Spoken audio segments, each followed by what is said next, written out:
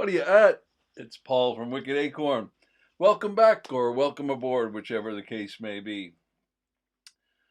It is our live stream of Wednesday. I was, my wife is, she was just on her phone talking to somebody like a FaceTime or whatever you call it, the video call. And she sneezed, and the person on the other end said, "Bless you."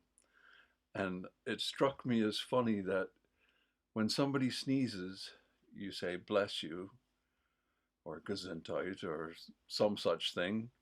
And if you burp or fart, you say "excuse me." But when you cough, nothing happens. Nobody says anything, and you don't say anything. Strange. Why do hola, uh, hola, Astrax? I think it's like sneezing was like they thought your soul left your body or something. I don't know, something to look into. Uh, yeah. Anyway, that's what we talk about: foolishness and history. And we're talking about this day in history today, I guess. Uh, Tomorrow, I got a suggestion from somebody from Facebook, and they were, Joe, I hope you're there in the chat. You better leave a message in the chat here if you're watching. I hope you are. Say hello, Joe. Um, yeah, so Joe left a suggestion that he or she, I'm not sure if it's a he or she, Joe, uh, wanted to see more local history content. And I'm totally into that. And he left a suggestion to look into the history of Vimto. So tomorrow, I don't know if there's any event in history related to Vimto tomorrow, but tomorrow we're going to look at Vimto. We're going to look at the history of Vimto. And I don't know anything about Vimto other than it was created here in Greater Manchester. I know that much. There's this big Vimto bottle statue. I've looked into the history of Vimto a little bit. It was made somewhere here and somewhere here in Greater Manchester. So we're going to look into the history of Vimto tomorrow. So if you want to talk about Vimto, you know anything about Vimto, have any memories or anecdotes about Vimto, that's what we're going to talk about tomorrow. I have no idea what kind of live stream it's going to be because I don't know anything about Vimto. But that's usually the case. The Nichols family, is it? Yeah, it was made here. I don't know if it's still made here. Um, anyway, we'll look at that tomorrow. We'll look at that uh, tomorrow instead of a this day in history. I'm totally into doing uh, anything about local history, and the chat is what drives this. If you want to see something, put it in the chat, put it in the comments if you're watching it after the live stream, and we'll look into it. And this is our mystery photo for tomorrow, but it may not be because I had planned to do something tomorrow, and all this happened in the last little while. The chat is, I got to move it over here. It's cut off.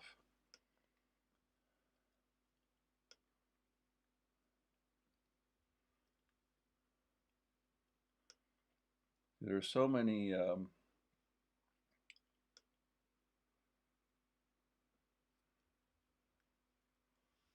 little technical things to have to deal with here. Um, there's so many technical things to get these live streams to work because my computer gear is so antiquated that I've got 3 computers here doing what normally one good computer would do. So it's a bit of a challenge. I don't have a team of people. I am the team. Well, the family helps out. You know, my wife and children help out from time to time when I don't know how to do something or whatnot. But that's what we do here. So again, it's all about the chat. That's what live streaming is all about. It's all about the chat, and you guys drive the channel. So our last mystery photo is this place, and it's kind of a spooky looking place, isn't it? And we're coming up on Halloween, and I've got a Halloween video in the works. I've got the footage. I haven't edited the video yet. You'll get a taste of what it's about, because I'm going to show you today's video. I haven't released it yet, so you'll be the first to see it. Well, you won't be the first because I'm the first, but you'll be the first out in the world to see it. This place is just a haunted mansion kind of place I chose, but it is it is less than 8 miles from the birthplace of Thomas Edison. This incredible Victorian-era home once stood, a brilliant reminder of the grandeur of homes built during the Victorian era.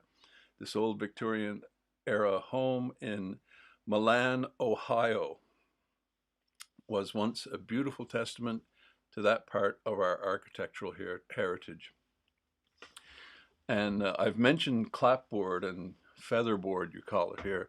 That is, it looks like another type of clapboard that was popular, well, I guess in the Victorian era.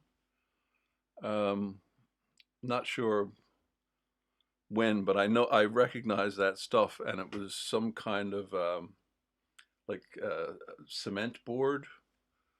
Like, I don't know what it was made of, like probably asbestos or something, asbestos and cement. And it's another version of it. Anyway, that's Thomas Edison's neck of the woods. And that's what Today in History is. It is on October 22nd, 1879, Thomas Edison and his team successfully demonstrated a practical incandescent light bulb with a carbonized cotton filament. So, as you know, there's all kinds of things about Thomas Edison, and we'll get into a bit of that because that's what this day in history is all about. And today is quiz day as well. Don't forget, we got a quiz today on events that happened this week in history. So we'll get to that in a minute. See, I got to get used to switching all these buttons, Joe. This is,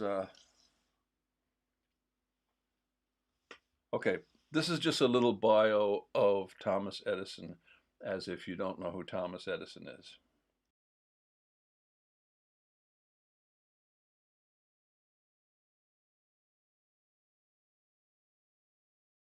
Without Thomas Edison, we wouldn't even recognize the world as today.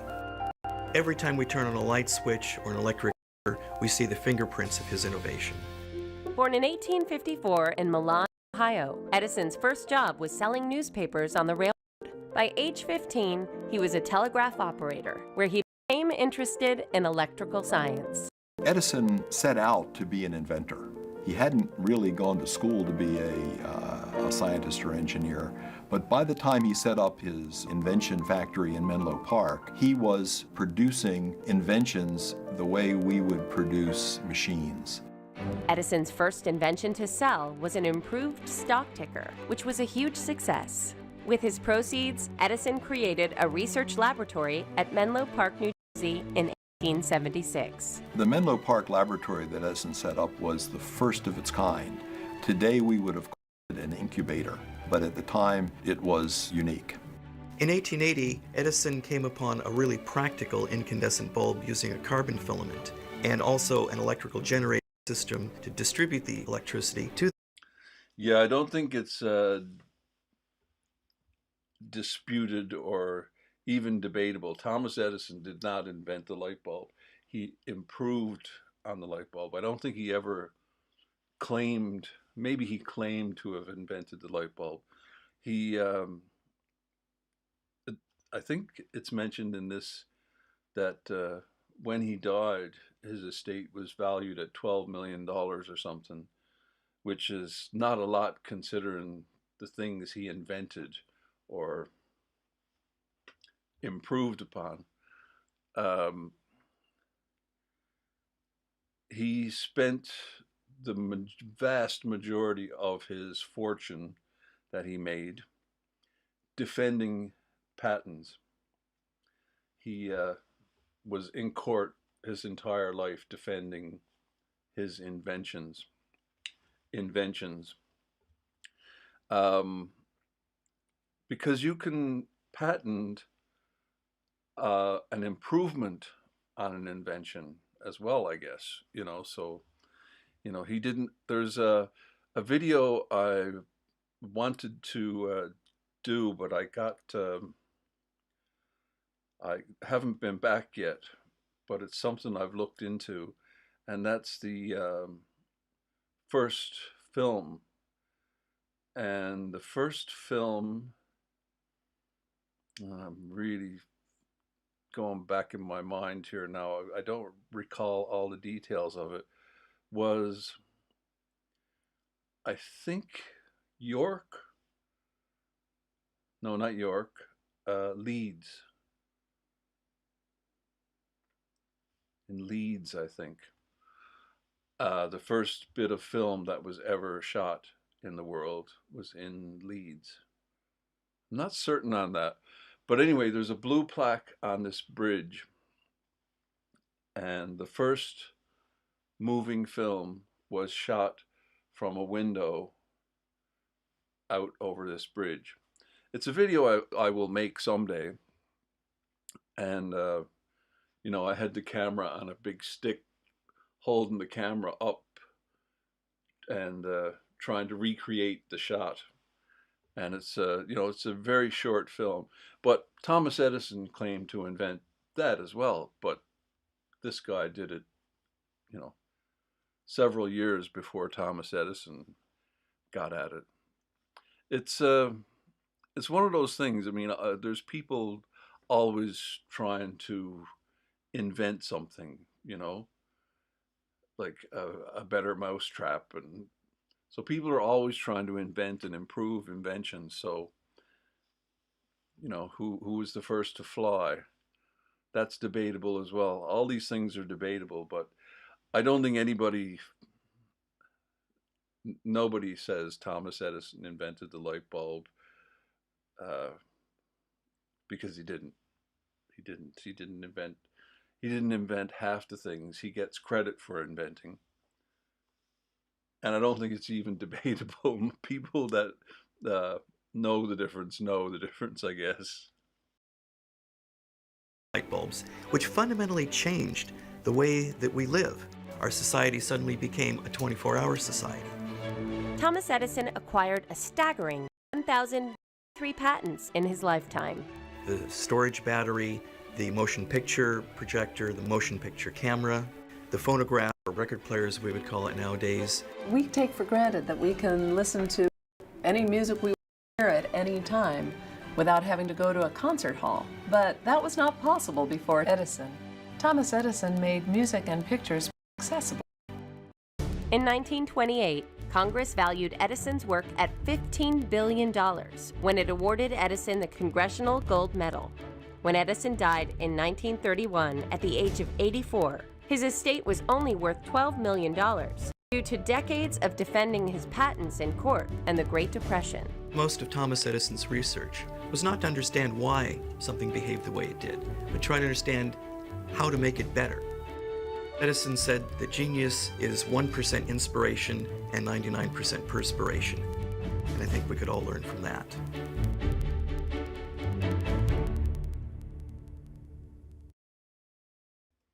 You're absolutely right, White Games. It's he definitely didn't invent it. He brought it to the masses.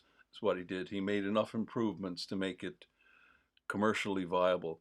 This is a channel called Biography, and they do little mini biographies. So we'll give them a like. Yeah, I don't think there's any, there's lots of people working on the light bulb. Yeah, lots of men in sheds working on inventing things back in that time, wasn't there? It's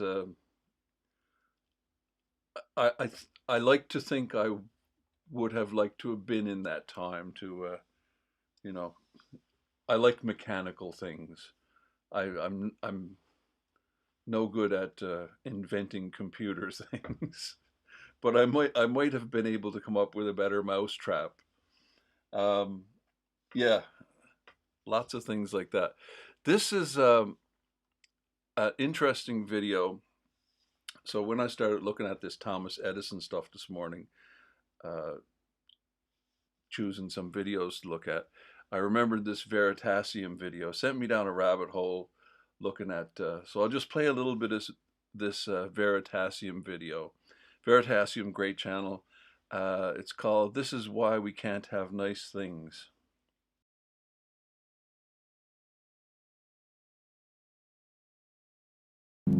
Is a video about cars, phones, and light bulbs, and an actual conspiracy that made them worse. Okay, this is all glitchy. Let me see. I'm gonna turn the Wi-Fi back on. I'm on Ethernet right now. So we'll just try that and see if that improves it any.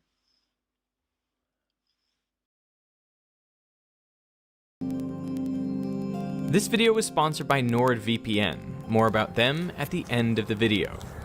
I am outside Livermore Fire Station number 6, and in here they have the longest continuously on light bulb in the world. Been on for 120 years, since 1901. There it is, huh? It's not connected to a light switch, but it does have a backup battery and generator. Is that glitchy out there? It seems like it's glitchy here.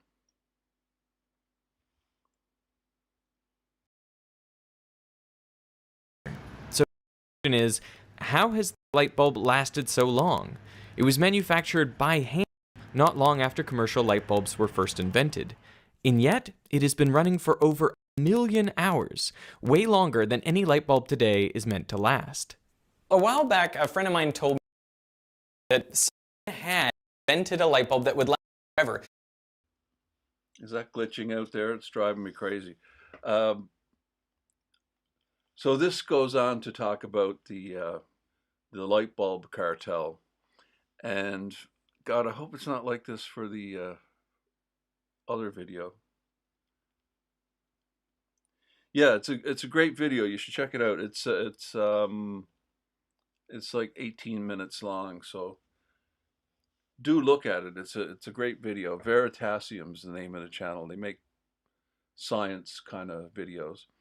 The light in the fire hall has been on, over 100 years, and that's what this video is about. It's about planned obsolescence. And there's another video I got queued up here to show you. I don't know if it's going to work. Planned obsolescence. And when I first, an aside here, when I first moved here, the light outside over the door went out when we first moved in this house. And I got up, got the ladder and got up and unscrewed the thing, and I couldn't get the light bulb. I was like, what the hell is this? And then I looked at it and I realized it's the kind that has, the two little starts that you push and turn, that type, T something bulb, I've learned since. The screw type the type that screws in, that's called an Edison base.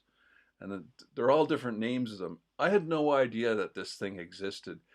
And I'm like, oh Jesus, they even got different light bulbs in this country. We do not have that kind at all. That does not exist in North America, to my knowledge. I have no idea. I've never seen such a thing. I mean, they do exist in like cars. Cars have the bayonet. Is that what they're called? You know, you push and turn. They are in like car signal lights and things. If you've ever replaced one of those are the bayonet type. Yeah, so, but planned obsolescence, that light bulb in the fire hall was made before the light bulb cartel. They all got together and worked together to make light bulbs not last as long. Because if your light bulb lasts too long, you don't sell enough light bulbs. And there's so much of that nonsense going on in the world today. Henry Ford thought he made the perfect car. The Model T was the perfect car. You would never need another car. Like, this is the perfect car. You might need to buy another Model T, but the Model T is perfect. And then they created something called perceived obsolescence. So they came out with a car that looked different. The iPhone, classic example. Apple is notorious for this stuff. Perceived obsolescence. I was down somewhere a while ago. I haven't released that video yet either. The train one, the model train thing. And one of the guys looked at the phone, because I had rigged up this thing on an old phone, one of these phones,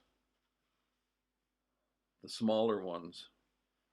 I can't show you my newer phone because it's I have a collection of old phones. I use them for cameras and different things.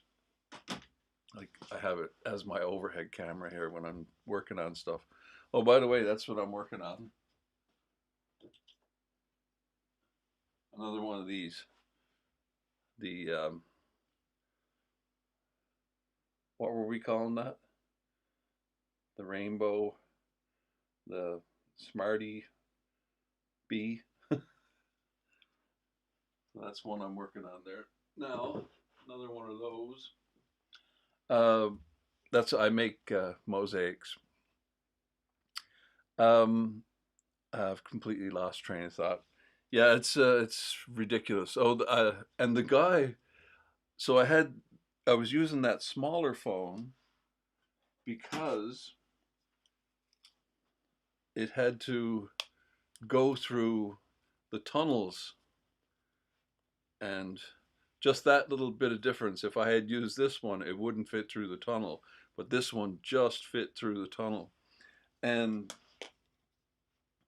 I was showing one of the guys the video, one of the guys at the model train place, and he looked at it and he said the name of the phone. I don't know what it is. Whatever the name of it is, iPhone 4 or whatever it's called. He said, iPhone 4, haven't seen one of those in a while. Mockingly, like he was mocking the phone. And that's what it is. It's perceived obsolescence, right? Like, you know, what's wrong with you, man? Can't you get a new phone? Anyway, interesting. I know people that still use flip phones. Let's see. I'll play a little bit of this other guy. This is another good channel. Let's see if it's gonna not be glitchy, because I want to do the my own video. There's a subreddit called Buy It For Life where people post pictures of products that actually last. The idea is to celebrate a seemingly bygone era of super durable goods, which contrasts with the fleeting lifespan of the products today. There's something deeply satisfying about viewing these old products. They reach into your soul and tell you that everything is going to be okay. If you just use this ancient iron to iron your shirt, use this decades-old machine to brew a cup of coffee, and wear these 9-year-old but newly repaired shoes, then your night is going to go just fine, my son. You this as simple nostalgia, but it's more complicated than that. Many of these products are older than I am. None of them are mine, and I've never seen most of the brands before. I can't be nostalgic for things I have no memory of. So why do I enjoy looking at this? I don't even know what it is. It's actually a flour sifter, and it's about 100 years old. I want to use it. Stupid fucking new normal sieve. Naturally, the itself against things which are not bought for life. There is an additional subforum about rubbish contemporary products falling apart long before they should. This features phone cases, smoke alarms that should last 10 years but last 2, and a surprisingly large number. Turns out boots used to last a really long time, like really long. But they're just one example of products that don't last anymore. Planned obsolescence has been around for almost a century, and it refers. I'm just going to let that play and see if it evens out a bit. That glitchy stuff goes away. Because I want to release the new video. It's kind of a Halloween video. We went to Alton Towers, I was telling you a while ago. We went to Alton Towers as a kind of going away gift to my daughter who's gone to university. So I'm not interested in Alton Towers, the rides and things. So I went on other adventures while they were doing the rides and stuff. And Alton Towers is, it's ancient. It goes back to like the 1300s, the 1200s or something. And it's fascinating. Amazing place. And the guy, there were several, Earl of Shrewsbury. So he has all these, he built all these follies in his estate, and they're still there. Amazing. So you'll get to see a few of them that are inside the Alton Towers amusement park. So is this working any better here? I'll turn the sound back on. But the type of watch that could be easily repaired would not be around for long. Another watch company, Ingersoll, introduced a watch called the Yankee, which they sold for exactly $1. Other watches in the market typically cost about $10, so this was appealing, and the Yankee watch was extremely popular. Ingersoll offered free repairs. If you just posted your Yankee watch in, they'd have it back fully functioning in a few weeks. Yet people quickly realized that foregoing a few weeks without their watch was easily worth an extra $1. They'd be better off buying a new one than waiting for the old one to be repaired. The result was that only 3% of Yankee watches were ever returned for repairs. This was arguably the start of planned obsolescence. While the Yankee watches were reliable, companies began to realize that cheap, disposable products might be the future. Mass producing at low cost without offering repair services proved to be the more profitable route. Customers would just keep coming back for more instead of repairing watches themselves using third parties or costing the company extra money by sending one in. Although before too long, pocket watches were replaced by watches with wrist straps and Waterbury went bust. In the 1890s, William Painter invented the crown cork, the familiar type of disposable bottle cap we That's a drag. It's all glitchy. All right, let's do the quiz. And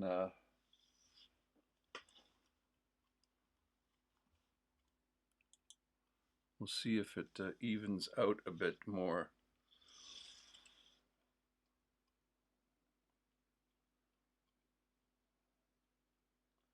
I don't know if that's because there are more people here in the house using it right now or what.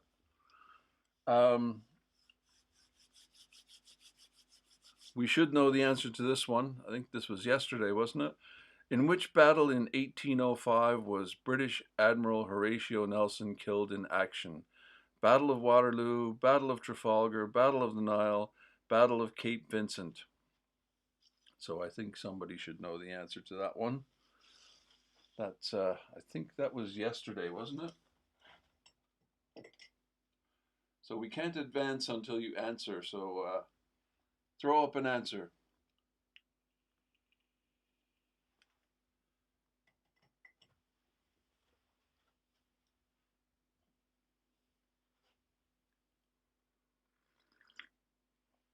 Thank you, Asterix. Yes, of course. The Battle of Trafalgar. Who is this 19th century figure who began her famous work in 1854? Susan B. Anthony, Emmeline Pankhurst, Jane Austen, or Florence Nightingale? I know the answer to this one because this was yesterday as well, but we didn't, I didn't cover this one in yesterday in history, but this was a yesterday in history as well. Any ideas? It was, anybody? See, I have to wait for you because you're behind me. I'm several seconds ahead of you, many seconds ahead of you. It was, yes, it was Florence Nightingale. So she departed for her mission yesterday. The film version of My Fair Lady, which premiered in 1964, starred which actress? I think this one was yesterday as well, because I know the answer to this one because it was yesterday, I'm pretty sure. Julie Andrews, Judy Garland, Audrey Hepburn, or Grace Kelly?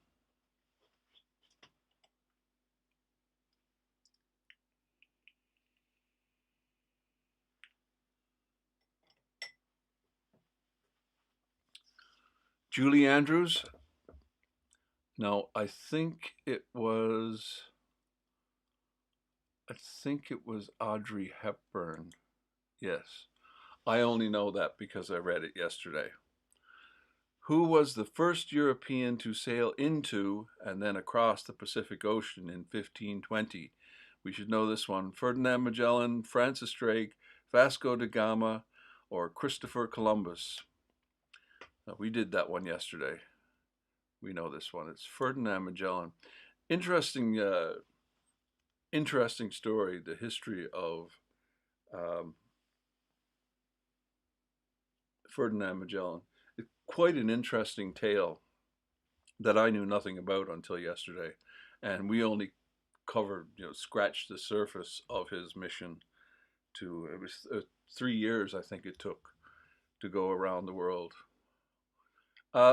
This photo was at the center of what international crisis in 1962? Suez Crisis, Cuban Missile Crisis, Prague Spring, Vietnam War.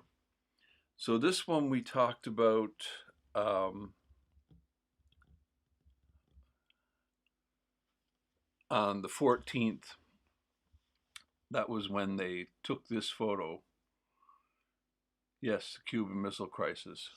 And I think it really kicked off like yesterday or today. A few days later, it started getting really serious.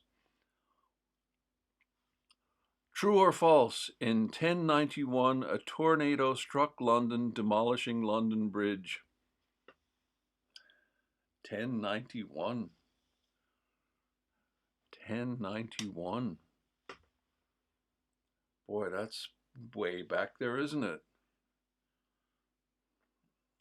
I'm sure London Bridge, there has been a London Bridge for many, many, many years, but 1091.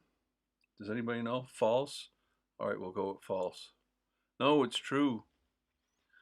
Where was the world's first football/soccer club founded this week in England in 1857?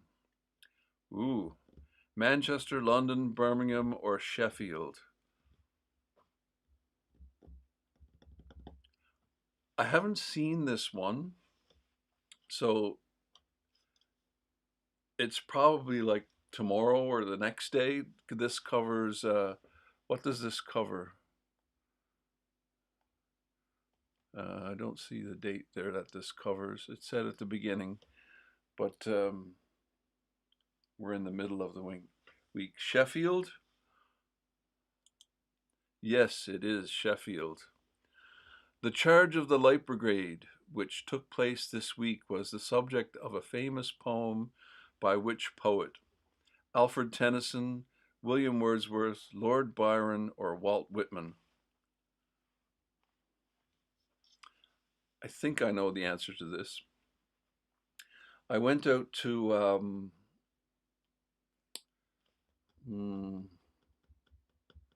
what's the name of the cemetery in Salford? It'll come to me. If it doesn't, you can shout it out. The oldest cemetery in Salford. I don't know if it's the oldest actually, but it's the anyway, there are a bunch of people from the Charge of the Light Brigade buried in there. Does it begin with a W? I can't remember the name of the cemetery. Weast, yes, it does begin with a W. Weast Cemetery. So there are like a dozen people from, maybe not that many, but there's several people that were in the Charge of the Light Brigade buried in Weast Cemetery. And one of the first vegetarians in the Western world, he was the first mayor of Salford. I can't remember his name. He has like the largest monument in the cemetery, and he was part of that church that started vegetarianism in the Western world. There's a video on that. What's it called?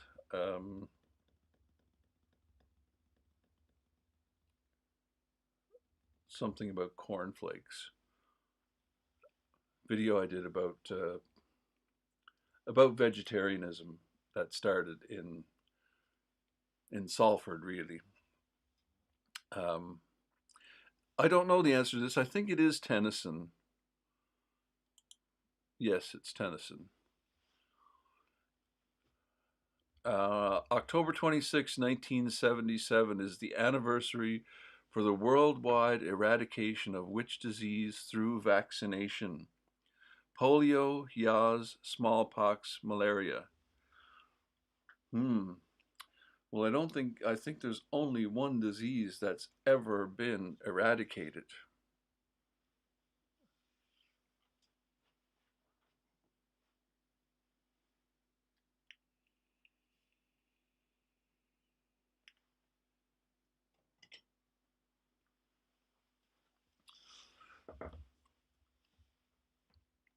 Eradication. That means like gone, done with, right? I don't think it's polio.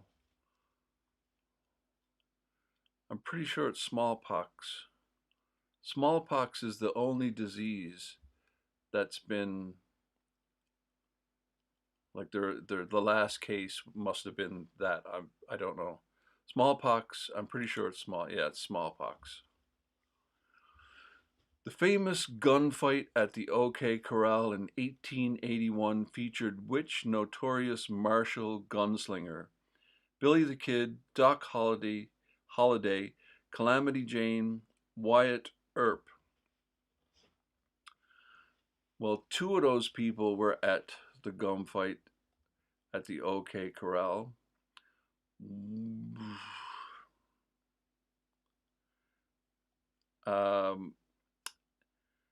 Calamity Jane, I'm pretty sure she was here with Buffalo Bill Cody in the Wild West show back in the 1880s, 1890s. They spent the winter in Salford. And there's a video about that as well. I don't know what it's called, but it's about the weather vane on top of St. Martin's Church in Ashton upon Mersey. There's a rumor that Buffalo Bill shot a hole through the cock weather vane on top of the chapel. It was a lady that died, and she would have been the last case, yeah. Must have been 77.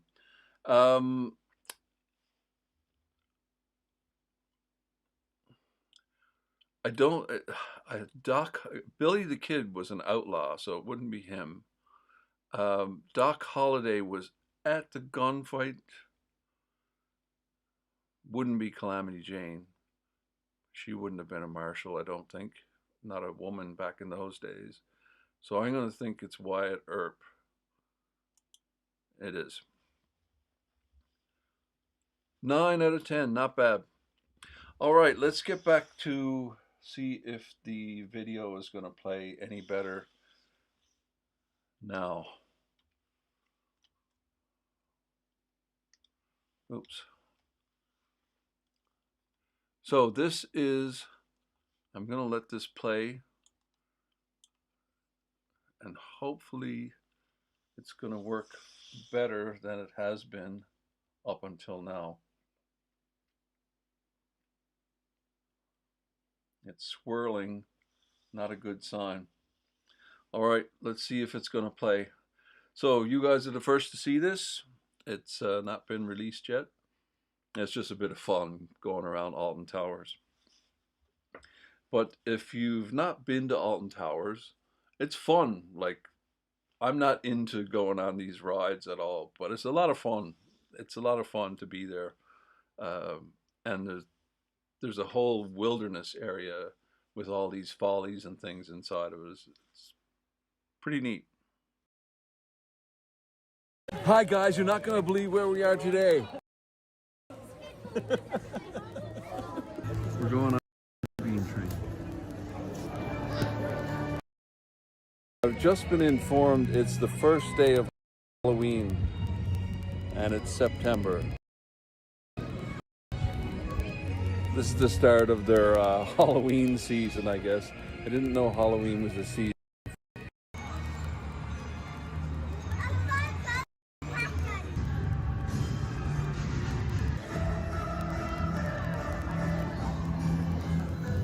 Thus quoth the seagull.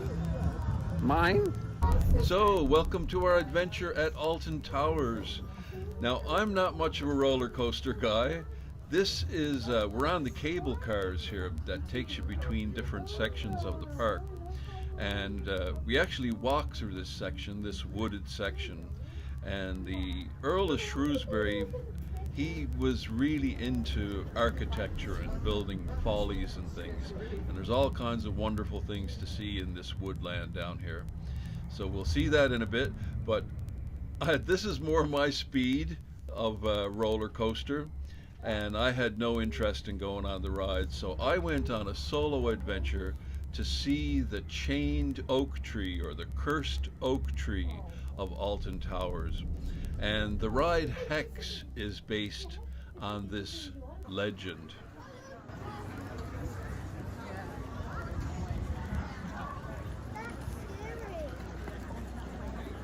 So this thing over here with the smoke coming out of it is a ride called Galactica.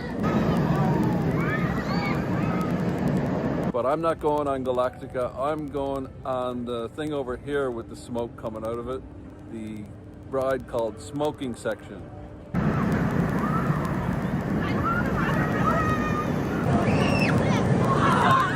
So believe it or not, this is Alton Towers. This is not the ride part, this is a walk between sections of rides. So there's some lovely things to see on this attraction. I'm more interested in looking at this than a roller coaster. Oh, it's so frustrating. I'm going to switch it back to the Ethernet. See if that...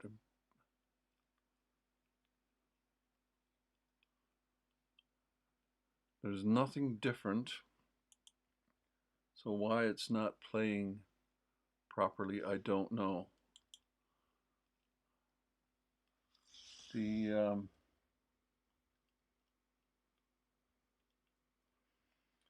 yeah, it's that thing there is, you know, I mean, that's going on a couple of 100 years old. That whatever that thing is called, it's some kind of fountain, but it's like a Chinese inspired thing, isn't it? You know, that thing's probably a couple 100 years old in the middle of a modern amusement park. All right, let's see if it's going to play this time.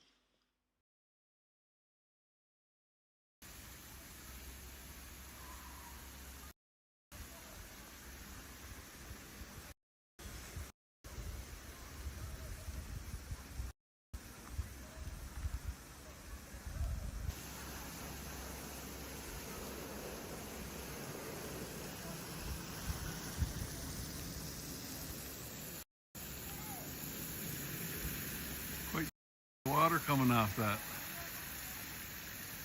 And there's these different trails you can take that bring you to different places. So yeah, you can get on the cable car and go to another section of the park to get on your ride of choice. And the cable car is faster, but not if you have to queue. And of course you have to queue. So unless you can walk right into the cable car, if you have any weight whatsoever, it's just as fast to walk. But not at my speed, because I have to stop and look at everything. But if you ever go there, and you should definitely take the cable car, because that's a lot of fun. That's amazing. But walking through this woodland here is this garden is just fantastic. But we're going this way. Wow.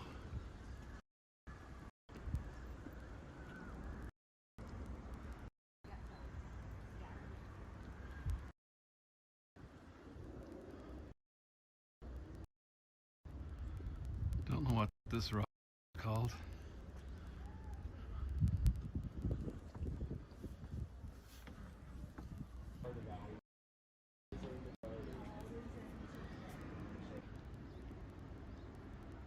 And then we got these Oompa Loompa trees.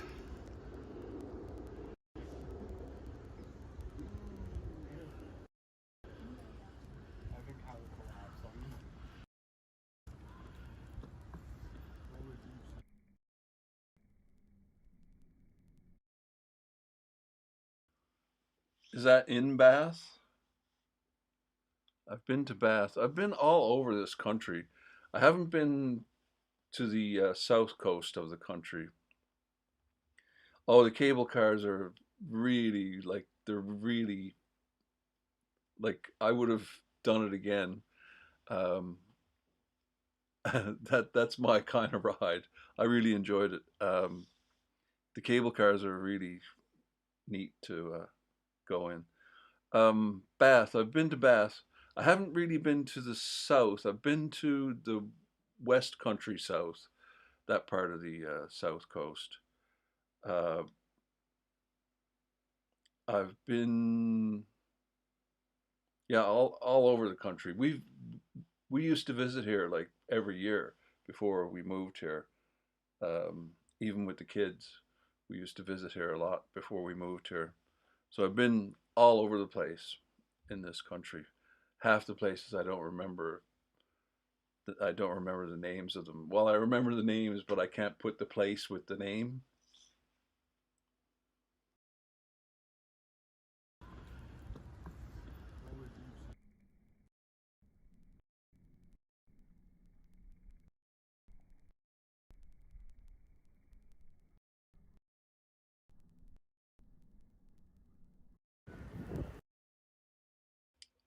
It's a drag. It's not playing. The bumblebee there, when he when he lands,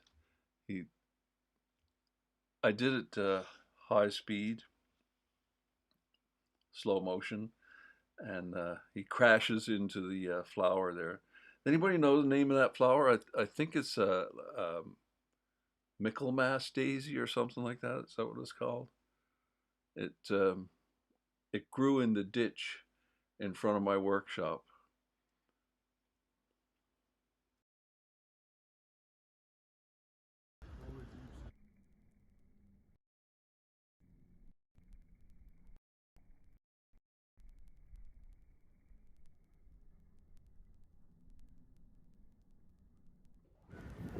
So this guy seems he was into building all kinds of follies and things in his garden, estate, whatever you call it.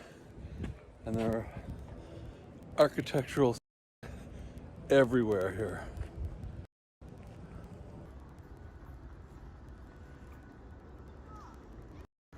There are everywhere.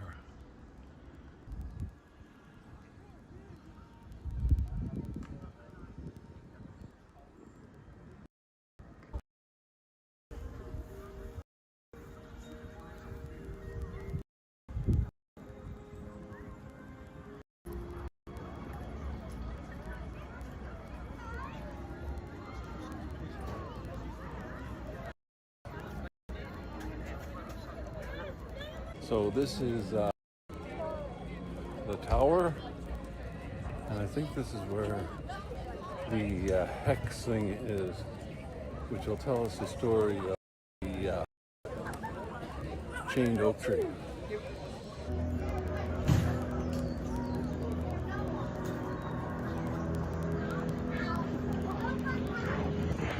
was on a cold autumn night in 1821 when the thunder of hooves signalled the return of the wealthy Earl of Shrewsbury back to his home, Alton Towers. As the journey neared its end, a mysterious figure suddenly appeared in the road. The Earl impatiently demanded of the driver why the carriage had stopped. With palm outstretched, an old woman pleaded with the Earl for the charity of a coin. The Earl cruelly dismissed her and instructed his driver to head back to the towers. Scorned, the old woman screamed a curse for every branch of the old oak tree that fell. A member of the Earl's family died. Well, I have to say that ride, if you can call it a ride, is one of the strangest sensations ever. It's real sensory mind, you know. It's really, what a weird sensation. It's not a violent ride, it's just very weird. Very weird. I was hoping there was going to be more of the tree story, and there is a bit of fabrication there, as if the story is. Oh, this is infuriating. I don't know why it's all glitchy like this. That ride is wild, man. It's wild. It's really weird. I definitely would do it again because, speaking of which, different places I've been to Edinburgh, and they have it's not a ride, but it's like an optical illusion, sensory kind of thing, and it's like a walkway through a tunnel, like a lighted tunnel, round tunnel. It's in a museum or something, and it has all these swirly light things, and when you walk through it, it makes you go all sideways, and like you can't control your balance. There's a good thing there's handrails there. So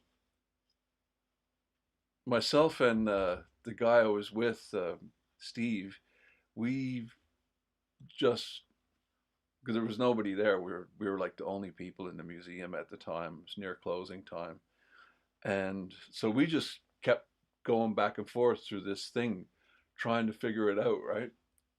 And you can stand there and it just makes you want to fall over. It's an optical illusion. You close your eyes, it's gone. The illusion is gone when you close your eyes.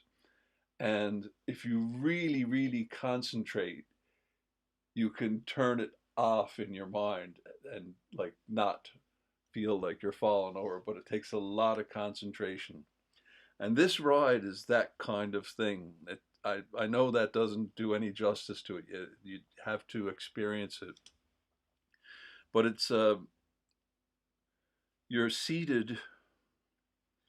There are several rows of seats, and then there's the oak tree, the chained oak tree in the middle, and there's another bunch of seats over there.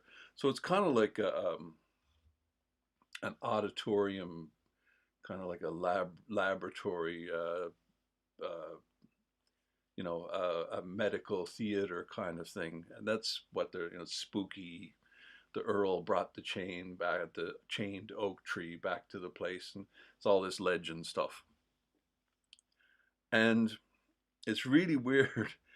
So you have the seats.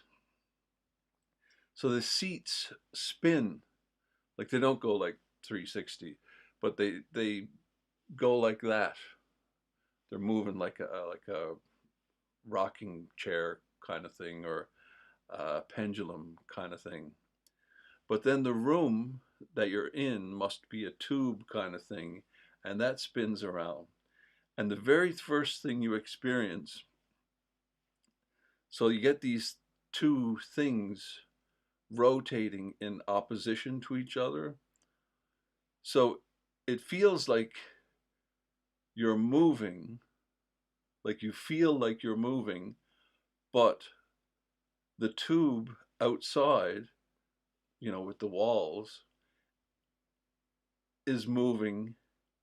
So you don't feel, so it doesn't look like you're moving, but you feel like you're moving. Really weird.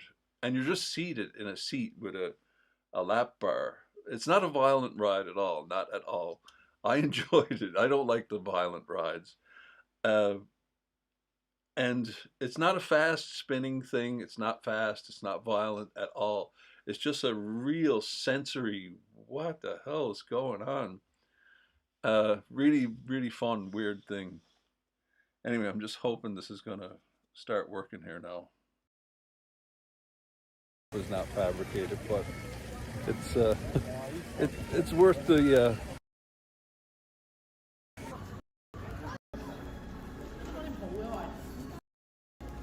So this is that exact same pattern in the bridge with no name. It's the exact same pattern. A little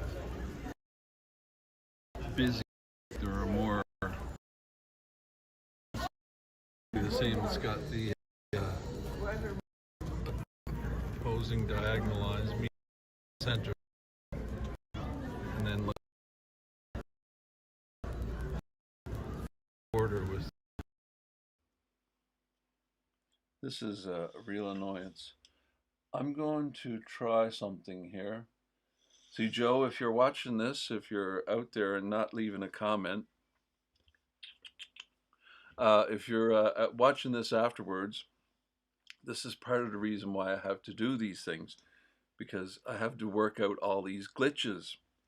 So I'm going to play this. So this is going to be a bit weird. These lines.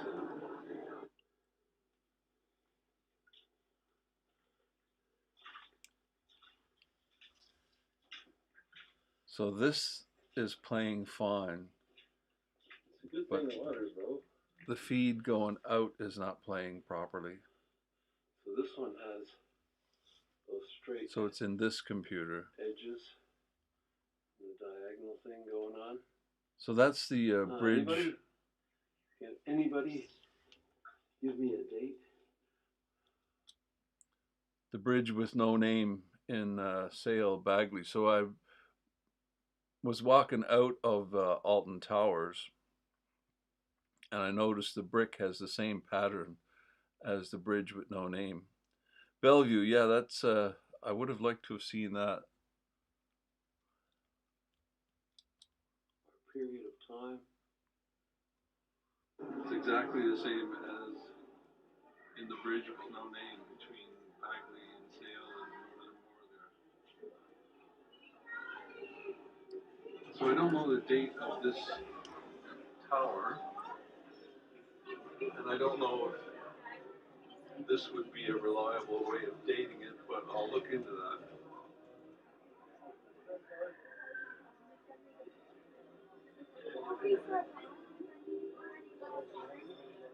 So it's a real tower. Like I said, I don't know the strange,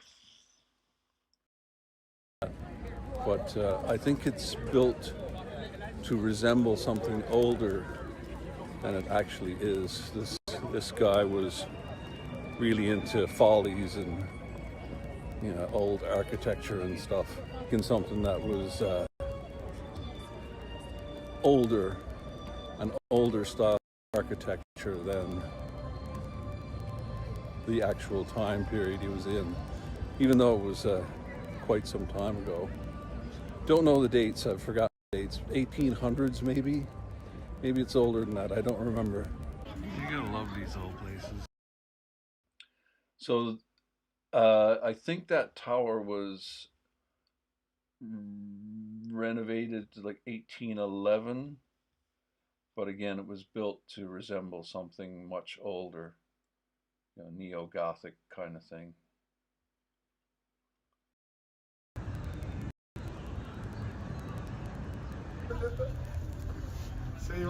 On the 31st of December, 1891, Mr. and Mrs. Alton held a party to celebrate the turning of a new year.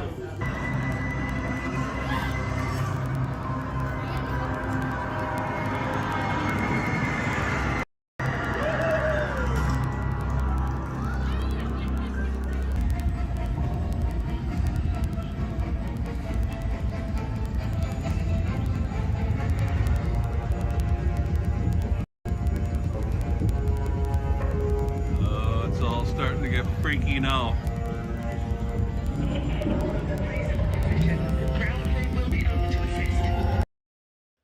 The camera doesn't do this nighttime stuff justice. That eyeball on that, I think that ride's called Nemesis. That's really freaky. The camera doesn't do it justice at all. Really freaky. It's you know, it's a curved video screen, I guess. It's really freaky. And there was all kinds of haunted, scary stuff. It's Halloween season, and of course we're coming up on Halloween, so I'm going to do a video on the oh, here we go. Let's see if this is going to work. From Wicked Acorn, we are not at Alton Towers.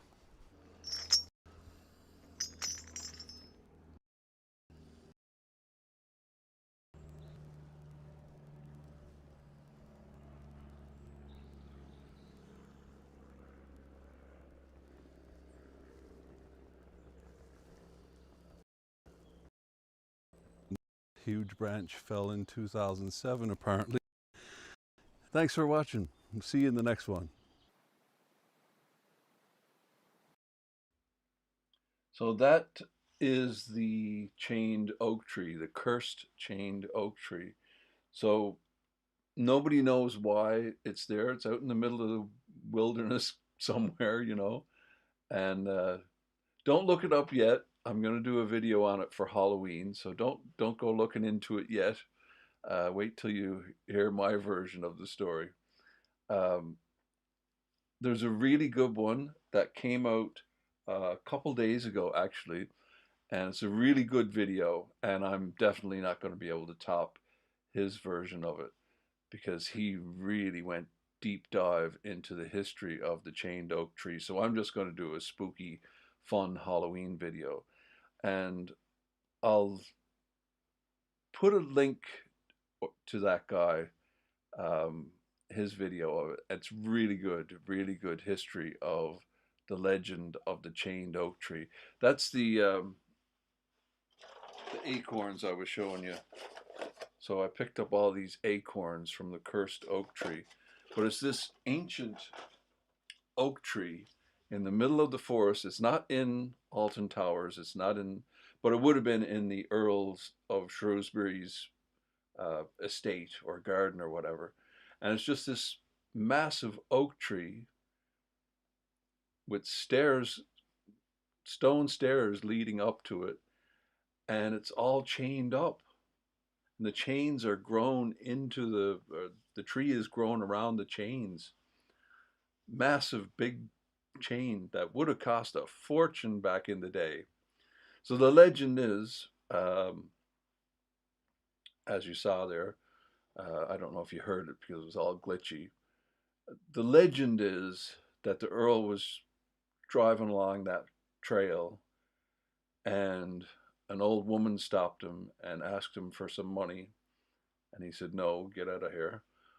And she cursed him. She said, for every limb that falls from the tree, one of your family will die. And later on, there was a lightning struck the tree and a branch fell and the Earl's son died.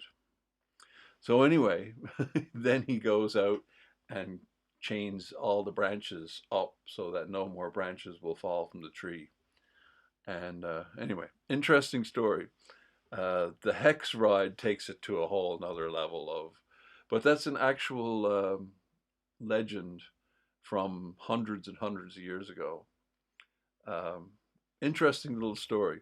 So I'll be telling that Halloween night. There you go. So that's about all for tonight. I'm going to stay here. You can stay if you wish. I'm just going to restart this computer and see if I can get this to work any better, because that's a real drag that's not working. Let's see, I'll come back to my main screen here. I'm going to restart this computer and see if, of course, I got to close everything first.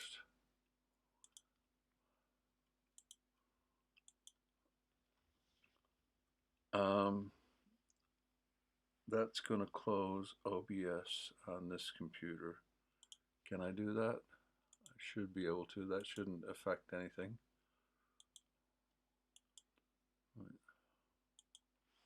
Restart that and see what happens.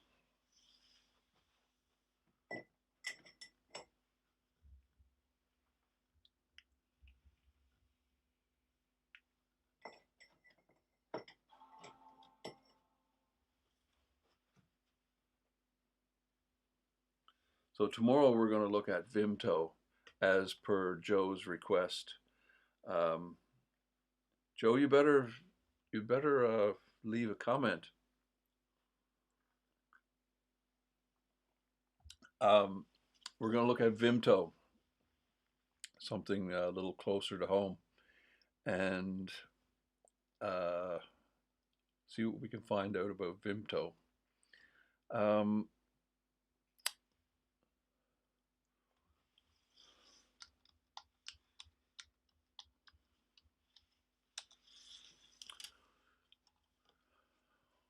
It's a real drag. That didn't work.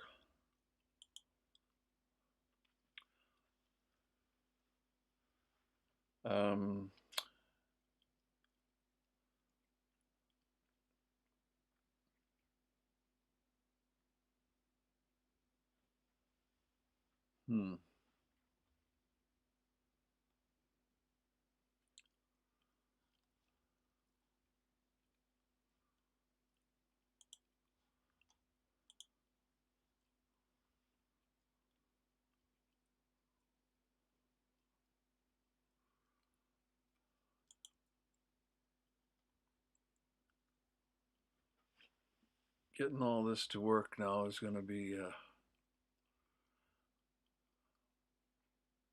it seems to be playing fine.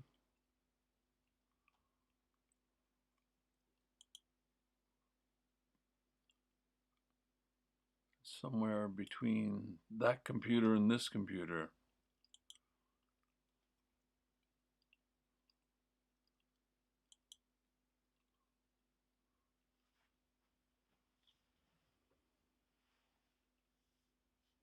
Sometimes just restarting will fix problems.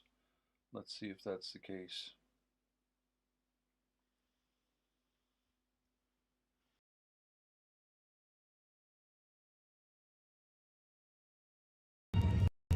And it's September.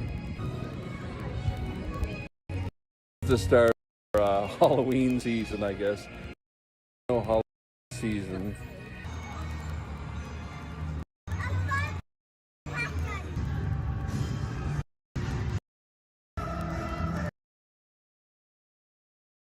Oh well, that's not going to work.